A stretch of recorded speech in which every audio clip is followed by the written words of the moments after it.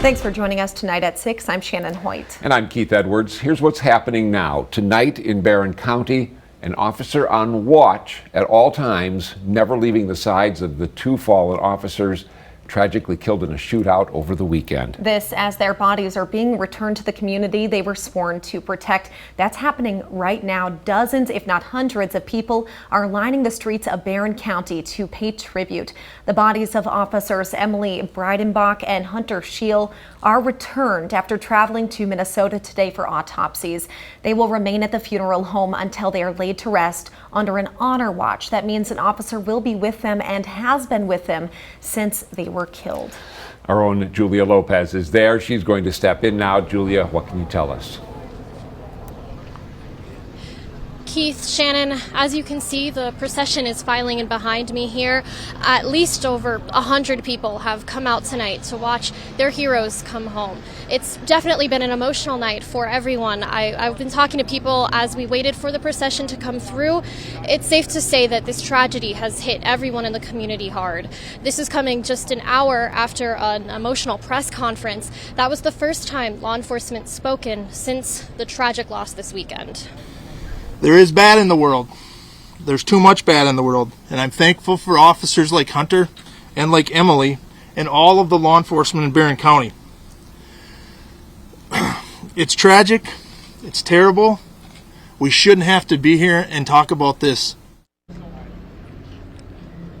Here's what we learned today about what happened Saturday. Officers Breidenbach and Scheel pulled over 50-year-old Glenn Douglas Perry. According to a press release from the Department of Justice, he was pulled over because of a warrant and to check his welfare after, quote, concerning behavior.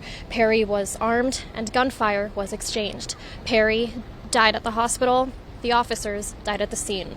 In addition to changing the lives of their families and friends forever, this event has touched me, my department, local law enforcement, and law enforcement around the world. The amount of support has been very overwhelming. Thank you. I also want to ask the public to give my department time to grieve and to have time with their families. Shootout Department will be back, and we will pull through this, and we will be Emily Strong. There is still a lot left unanswered, including the motives behind these killings. We do know that funeral arrangements are being made now, but though we don't know any exact details for those arrangements. We know that a community vigil will be held Wednesday night at Mosaic in Cameron, and the public is welcome to attend. Reporting live in Barron County, I'm Julia Lopez. Julia. Now tonight we are also learning more about the officers who made the ultimate sacrifice. Emily Breidenbach was just 32 years old, and you can see from this video we're about to show you just how much she loved her job.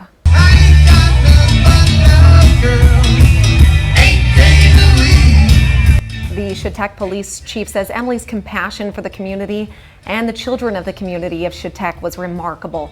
Emily had been with the department since 2019, and she was also the handler, for the police department's therapy dog, K9 Officer Grizz.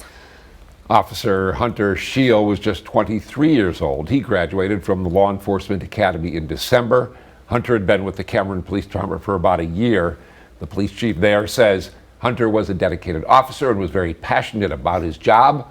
Hunter also served 6 years with the Army National Guard. Now, little is known about the suspected shooter. That's Glenn Perry. According to state court records, he lived in New Auburn in 2020. Twice that year, he was charged with disorderly conduct and battery, both tied to domestic abuse. He pleaded no contest and was fined on the disorderly conduct charges in exchange for dismissal of the battery counts. He has not faced any other criminal charges in Wisconsin.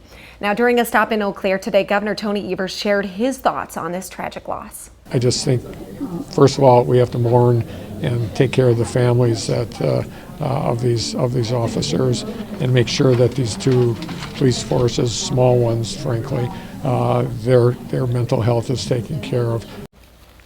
Now, in a tweet earlier today, Governor Evers said he will sign an executive order lowering the U.S. and Wisconsin flags to half staff across the state in honor of Officer Breidenbach and Officer Scheel once funeral arrangements have been announced.